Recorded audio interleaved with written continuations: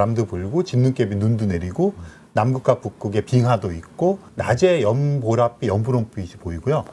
푸른 노을이 집니다. 편도행 티켓 아닙니까? 그래서 못 돌아오는 거 아닌가요? 거주하는 것 자체는 크게 문제는 없을 거예요. 물론. 안녕하세요. 박종원의 경제한방입니다. 지구 말고 생명체가 존재한다면 가장 이 사람들한테 관심 있는 곳 화성인 것 같은데요. 우리의 과학자분들이 과연 오랫동안 공들여온 화성, 과연 어느 정도까지 탐사가 됐고 어떻게 와 있는지 참 궁금한데 천문학자 이명현 박사님과 함께 말씀을 나눠보도록 하겠습니다.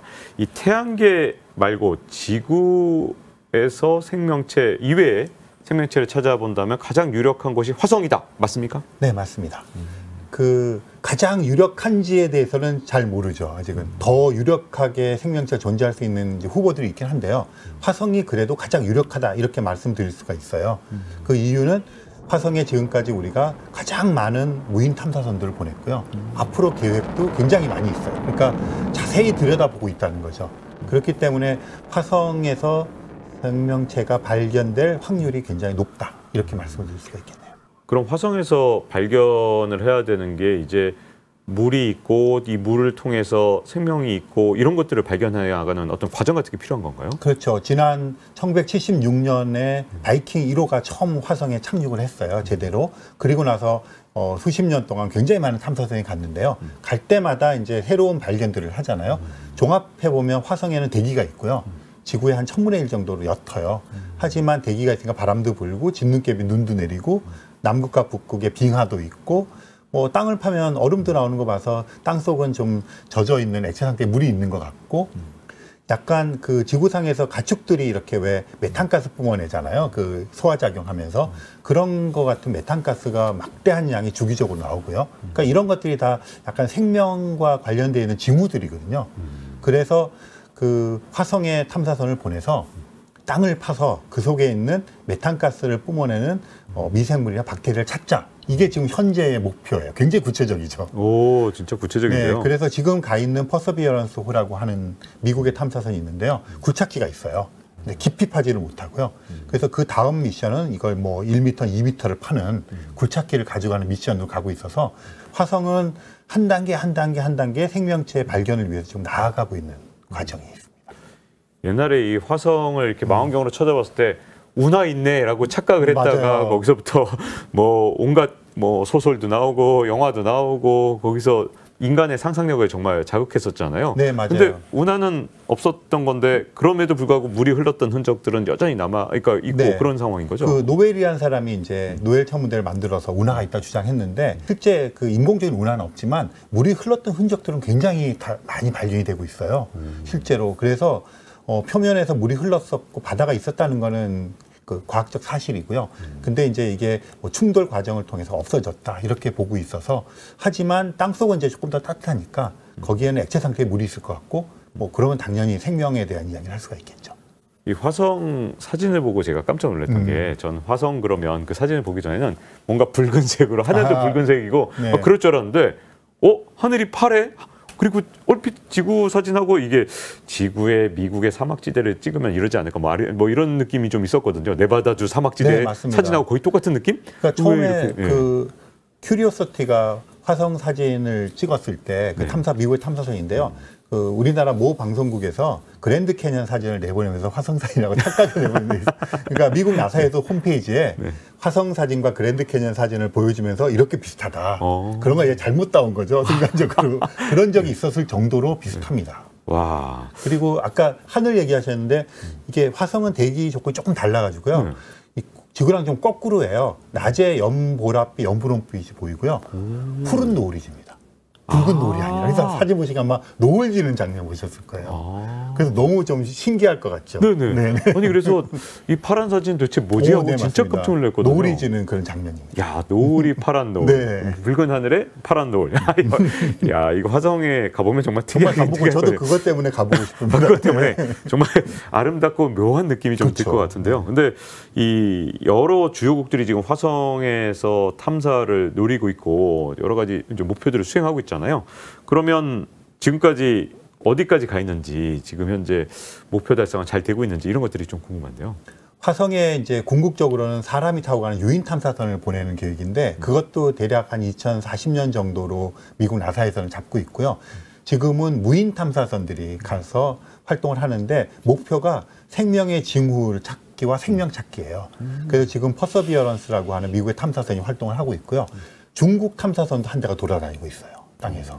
그리고 궤도를 도는 궤도선은 미국 탐사선, 중국 탐사선, 그리고 아랍에미레이트 탐사선. 그래서 많은 나라들이 지금 관측을 하고 있는데 모든 초점이 생명체의 징후 또는 생명체 자체를 찾는 데 초점이 맞춰져 있습니다. 여기서 제일 궁금한 건 우리가 이제 마션 이런 영화 네. 화성에서 막 감자도 키우고 하는 영화도 맞습니다만 궁금한 건 우리가 진짜로 화성에 갈 수 있는지 또 화성에서 진짜로 거주할 수가 있는지가 참 궁금해지는데요. 화성에 뭐 거주하는 것 자체는 크게 문제는 없을 거예요. 물론 이제 산소가 희박하기 때문에 이 우주복을 입고 밖에 돌아다녀야 되지만 약간 반지하 형태로 그 기지를 지은 다음에 거기서 생활하는 것 자체는 기술적으로는 크게 문제가 없을 거라고 생각을 하고 있어요. 그리고 실제로 지금 미국 중심으로 해서 아르테미스 계획이라는 게 있어서 달로 가는 계획인데요. 달에다가 기지를 먼저 지을 예정이에요. 2020년대에. 그리고 그걸 바탕으로 화성으로 갈 예정이죠. 근데 이제 문제는 화성으로 가는 데는 그 편도 한 6, 7개월이 걸립니다. 그래서 멀기 때문에 이제 다른 뭐 사실 아폴로 계획 같은 건 3일이면 가거든요. 그러니까 이게 아무래도 좀 고립되어 있다 보니까 어떤 문제가 있을 때 해결할 수 있는 것에 대한 이제 좀 확실한 대안을 가지고 가야 되기 때문에 뭐 기술적으로나 그런 어떤 심리적으로 좀 부담이 있긴 하지만 뭐 궁극적으로 갈 수 있을 거라고 생각을 합니다. 더 본질적으로 좀 더 궁금한 건 왜 이렇게 화성에 가려고 하나요? 이게 왜 꼭 사람을 거기다 보내려고 하나요? 이미 무인 탐사하고 있는데요.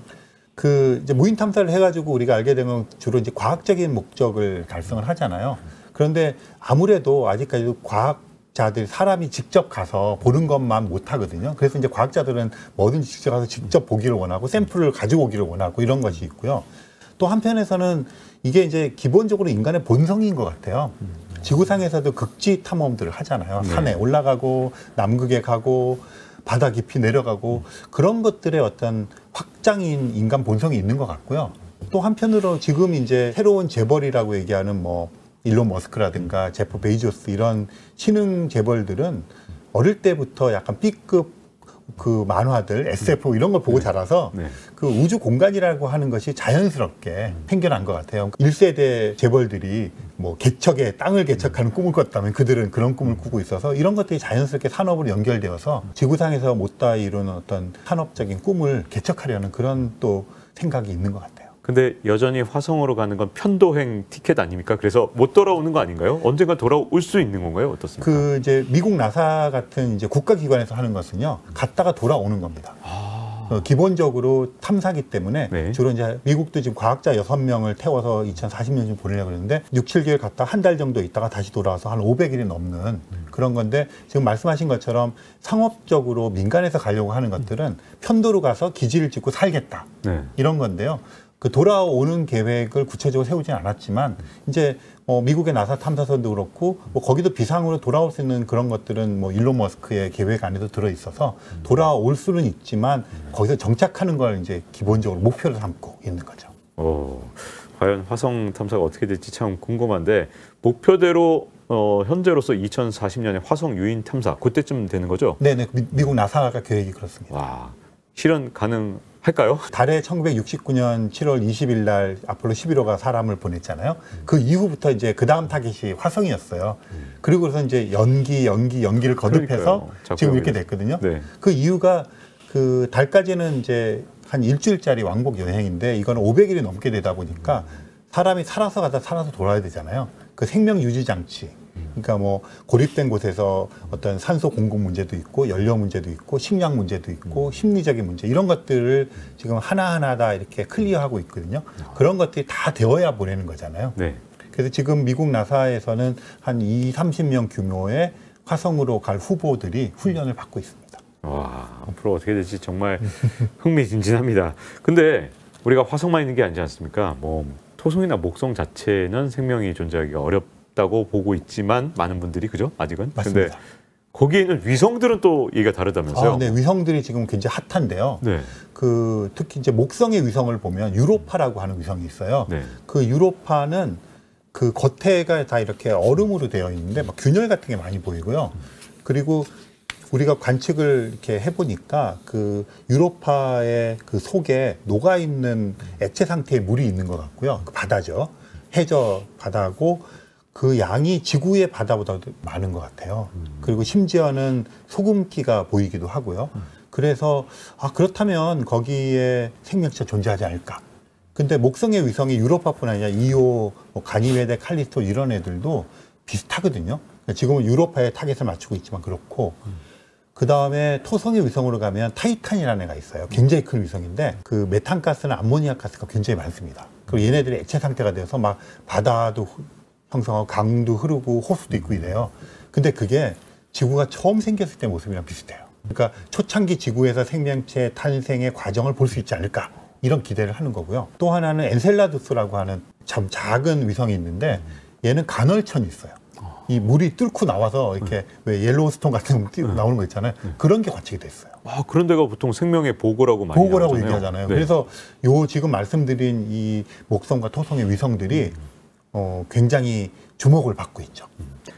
하지만 그렇게 멀리 있으면 태양으로부터 춥지 않을까요? 춥죠. 네. 그래서 바깥쪽은 다 얼음인데요. 여기서 이제 에너지원이 태양이 아니라 목성이 엄청 크잖아요. 그 옆에 달려있는 거 작잖아요. 조성력이라고 그러죠. 밀물 썰물 만드는 거. 그래서 얘가 토성 근처나 목성 근처에 있기 때문에 속에 있는 물질들이 막 뒤범벅이 됩니다. 그러면서 마찰력이 생겨서 온도가 올라가서 내부에 있는 얼음을 녹여서 물을 만드는 그런 메커니즘으로 에너지가 공급이 되죠. 야, 그러면 생명체 형태도 우리가 상상하는 그런 형태가 아닌 완전히 다른 방식으로 생명체가 그렇겠죠. 있겠네요. 그러니까 아마 그 물속에서는 우리처럼 그 땅에다가 이렇게 어떤 구조물을 만드는 이런 문명을 기대하기 힘들 테고 심해저에 있는 그런 물고기 같은 형태는 기대할 수 있지 않을까 그렇게 생각하고 있습니다. 사실 심해저에 살고 있는 생명체들을 보면 외계인 같아요. 외계인 같죠, 맞습니다. 정말 다 똑똑하게 정말 뭐 다 독특하고 네. 뭐 비도 없이 나름대로 다 살아가고 있잖아요. 네. 그러니까 그런 형태들을 좀 생각하고 있는 것 같아요. 그렇죠. 우리 심해저에 살고 있는 생명체들도 유로파에 살고 있다 그래도 그렇죠. 이게 유로파 생명체예요. 그래도 이상하죠. 구분하기 힘들지도 모르겠습니다. 그러니까요. 자, 근데 이제 우주 분야에서 정말 분야 경쟁이 굉장히 뜨겁잖아요. 일단 나라별로 보면 주목하는 나라가 혹시 있으신지? 아무래도 여전히 미국이 가장 앞서가고 있는데 실제로 양적인 면에서는 중국이 앞섰다고 얘기를 해요. 왜냐하면 한 해 동안 가장 많은 인공위성을 쏘아 올리는 나라가 중국이에요. 네, 미국이 이미, 아니고요. 미국이 아니에요. 이미 정말 며칠에 한 대씩 쏴요. 근데 그 위성 그렇게 많이 쏘면 지구가 점점 이렇게 막 위성으로 덮이는 맞습니다. 쓰레기로 이렇게 덮인다 그러니까 이런 이제 표현 많이 우려가 봤는데. 가죠. 그러니까 이게 네. 우주 산업은 다 각 나라별로 비밀이기 때문에 서로 간섭하거나 견제할 수가 없어요. 그렇기 때문에 뭘 하는지를 사실은 잘 모르고 있는데 그래서 미국과 중국의 지금은 양강 체제다. 그리고 중국이 양적인 면에서는 앞서기 시작했고 질적인 면에서도 세계 최초, 세계 최고를 지금 여러 가지를 하고 있어요.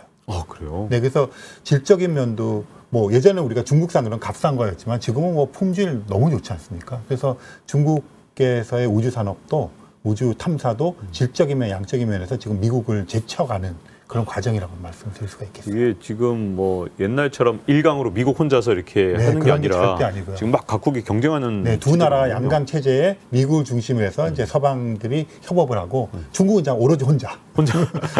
그 다음에 이제 러시아가 있고 일본, 뭐 인도, 뭐 유럽 연합 이런 나라들이 이제 같이 하고 있죠. 우리 뭐 뒤늦게 다누리를 쏜다든가 뭐 등등 여러 가지 일들을 하고 있는데 뒤늦게라도 우리가 이렇게 막 쫓아갈 수 있는 가능성이 좀 있을까요? 네, 그러니까 우리나라가 경제 규모가 한 10위권이라고 얘기하지 않아요. 조금 더 위로 보기도 하고 마찬가지로 우주에서 종합적인 우주 탐사를 하는 7번째 나라예요. 그러니까 발사체와 그 탑재체라는 인공위성, 그다음에 그걸 운영하는 기술 세 가지를 다 갖춘 나라가 우리나라까지 합쳐 7나라밖에 없습니다.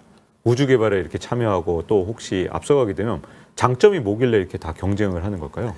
이것도 다 동상이몽인데요. 동상이몽 나라마다 다른 거. 미국은 이제 항상 우주 탐사할 때 인류 번영을 내세워요. 그러니까 여전히 자기네가 모든 인류를 대변해서 한다. 이런 게 되게 커서 인류 번영이에요. 오, 무슨 영화 보는 것 같아요. 슈퍼맨, 뭐 어벤져스 네, 그렇죠. 이런 그런 영화들 거랑 그렇죠. 다 네. 일맥상통해서 그냥 우리가 하는 것은 인류가 하는 거다 이렇게 하고 있고요. 중국은 우주 굴기, 그건 굴기자 들어가는 네. 거예요. 그래서 뭐든지 최초, 최고, 최대. 거기도 일종의 그 우주조차도 패권 전쟁의 네, 대상. 그래서 중화사상 고추예요 거기는. 네. 사실 그러니까 그 예산이라든가 이런 것들이 제한이 없는 거죠.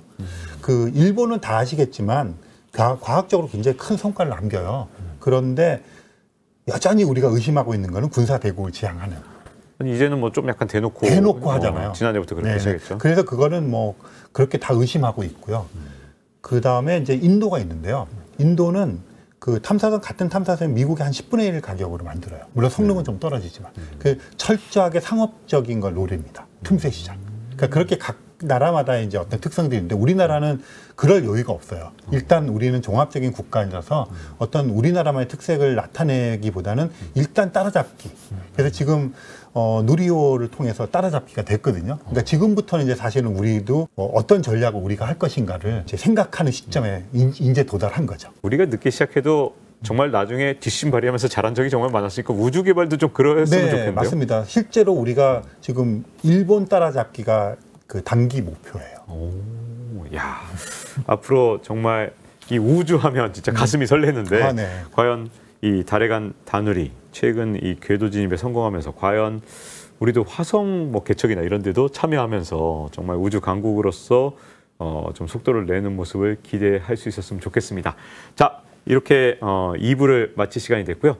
다음 편에서 우주 여행의 로망과 현실에 대해서 좀 더 자세하게 다뤄보도록 하겠습니다. 감사합니다.